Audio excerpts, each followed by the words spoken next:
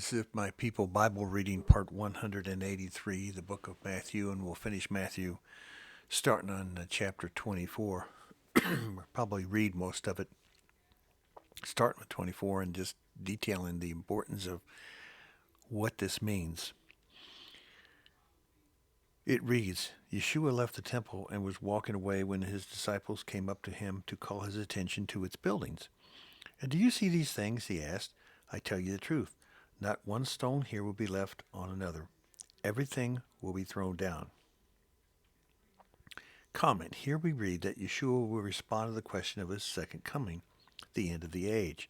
Most church pastors teach that the temple stones were completely taken down 6970 AD, but the western wall still remains, according to people that you were to believe who told us that that western wall was part of the temple, and they make it holy. They go there to pray, and you can see it on television every day. You can go to live television and watch them at this western wall, reciting their prayers and doing their stuff that, by the way, is not in the Bible. You don't have to do this to repeat anything. And yet we have Christians who catch on to this Jewish thing, want to act Jewish, so they dress and act Jewish, and they wear tallits, and they wear talmuds, and they wear malkuts, and they wear kippas, and they do, and they dance in a certain way and so forth because they're wanting to be Jewish. Jews know, a good rabbi knows, that the kippah is made up. It's just a headwear.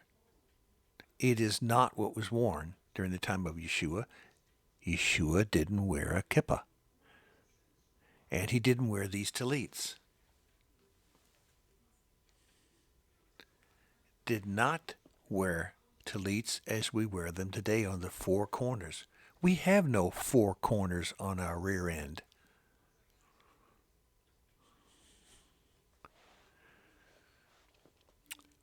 If you build a cloak to wear, it usually has, if you wear a bed sheet, it has four corners. Okay, enough of that. And you know it's the truth. And I've said this many times.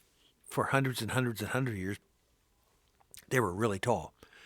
Rabbis wore cone heads, and so did the followers.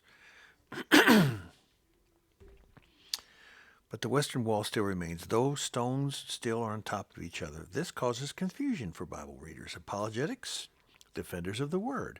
The second coming of Yeshua, the second advent, will cause a split on the Mount of Olives. Notice it's not where the Dome of the Rock is. It's the Mount of Olives. Pay attention to that. And it will rent. And there will be earthquakes. And there's going to be a certain part of Jerusalem that's gone. It's wiped out. A shaking of the earth. And then it becomes clear that every stone will be toppled. Today, we have an understand this now causes one to see that the temple that the Jews want to build on the old temple site, which we've established and we'll just continue on saying, if you've got three legions of Romans, there's nowhere to go today. There's nowhere to go. Where are you going to put 10 to 20 to 30,000 people? Could you bivouac them up there on that Dome of the Rock, which makes the temple south of the Dome of the Rock? Okay, we've gone through that. Yeshua answered, better read verse 3. As Yeshua was sitting on the Mount of Olives now, the disciples came to him privately. Tell us, they said, when will this happen, and what will be the sign of your coming at the end of the age? And now he's putting them all together. Yeshua answered, watch out that no one deceives you. So there's the first one. That's a Torah command. So in our Torah, in these last days, how do we know Yeshua's coming back? Because there's going to be a lot of people deceiving us, wanting to deceive us, and even the very elect will come close to believing all the crap and nonsense that's out there. And we're not talking about the people who hate Jesus. We're talking the people that hate you. And unfortunately, they're in your ranks. They're called pastors and teachers and ministers and priests and all this. If they, who is worse, someone that you know on the other side of the fence who literally doesn't like you at all, but they're on the other side of the fence, or someone that's in your own home that you respect with a title, who's telling you lies and to keep you in the dark? Who actually is the worser?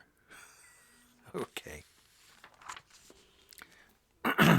Nation will rise against nation, verse 7. Kingdom against kingdom. Famines and earthquakes in various places. So we know there's going to be famines and earthquakes and pestilences. We have to plan for that. You have to be a planner. It's okay to plan for that.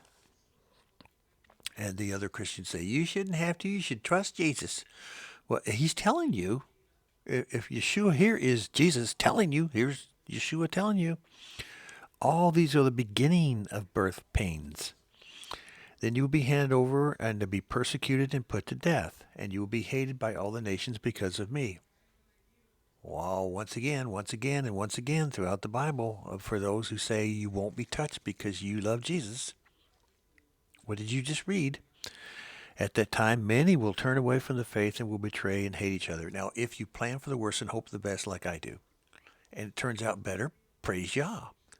But if you've planned all along for it to be I love Jesus, and I'm going to be raptured, and I will have to go through none of the problems, and they do, who do you think falls away faster? I'm not going to fall away. I am not going to fall away, and neither are you. But a lot of sheep will. And a lot of pastors who actually believe the nonsense crap that they were spitting from their pulpits. First of all, did Jesus ever speak from a pulpit? Or did he just sit with people in a circle or a square or anyway on a hillside? Was Jesus so smart that as a scientist that he knew on still water that if you roll out a boat on Lake Galilee, Sea of Galilee, and speak down to the water that will bounce off of it, acts like a speaker system so people on the hillside can hear plainly what you're saying, even though they're 100 yards away? Pretty smart guy, isn't he? He wasn't speaking from a pulpit, and you're all sitting in pews like some penitents. If the government starts charging taxes on all these businesses, I'm not going to be weeping at all. Because of increase of wickedness, the love of most will grow cold. Now, that you got to watch, and I got to watch that. And this good news of the kingdom will be preached in the whole world as a testimony to all the nations, and then the end will come. And he knows this, so he's talking about all these evil things coming, but they're finally coming in, and he says what? And this good news.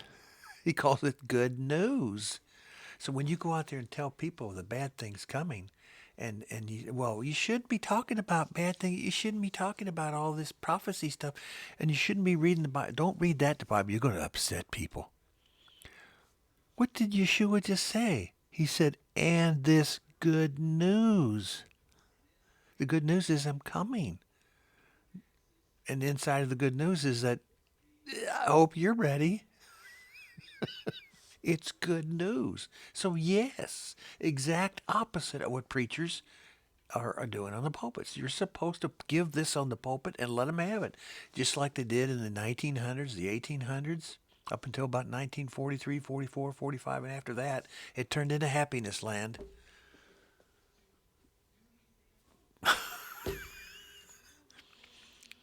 Verse 15, kind of cool.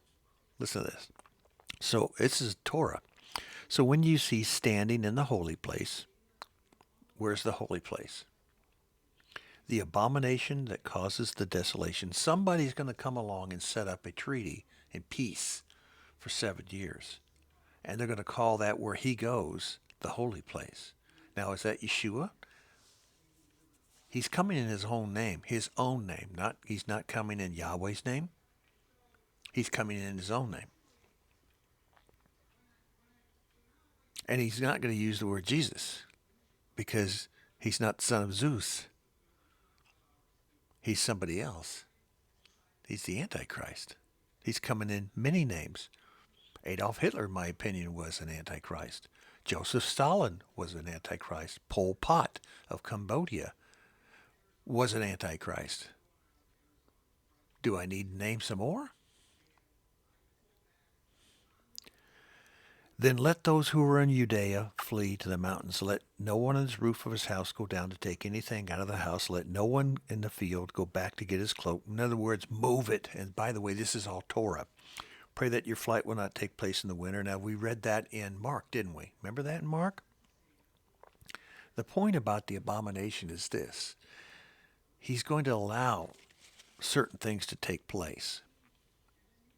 And then he's going to shut them off halfway through. So if it's 3.5 years later, he's going to shut it off. There was some, as we talked about before, there was some sacrificing going on up until Yeshua left, and he left in midweek, by the way, midweek, in the middle of the week.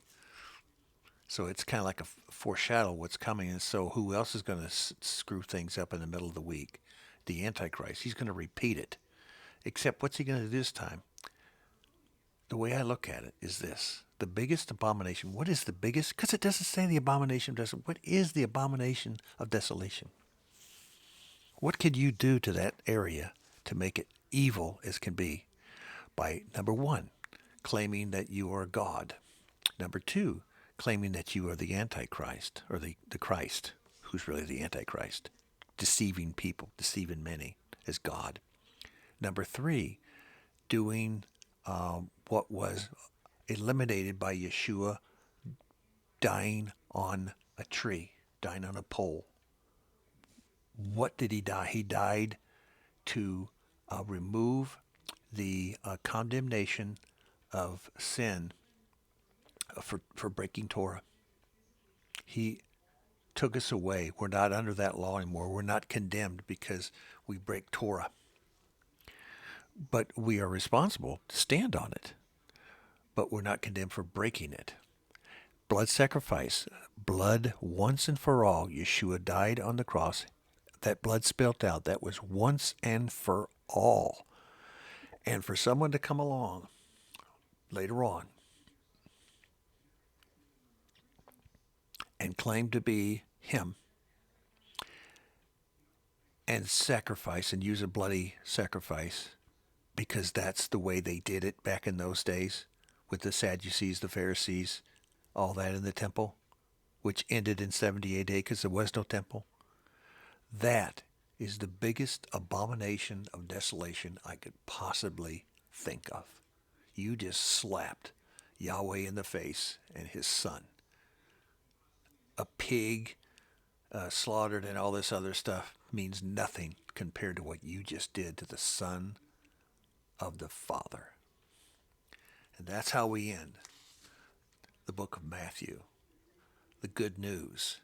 And the good news is there's a lot of bad coming. But that's the good news, because when all this bad comes that was just told to you, and you see this abomination of desolation, it is good news.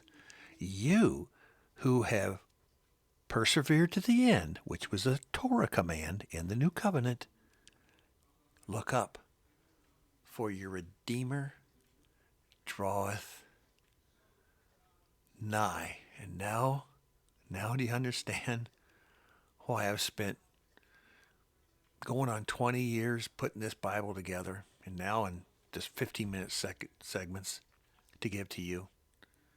Now do you get it? Now go out and give it to others. Onward, outward, upward before Christ. 8. OOUBC 8. Onward, upward, outward before Christ. OOUBC 8 means infinity at gmail.com. And I'll send you anything you need, any questions you have. Get a hold of me. I'm right here. It's lousy weather. It's cold. I'll answer you no matter what. Love you. Shabbat Shalom.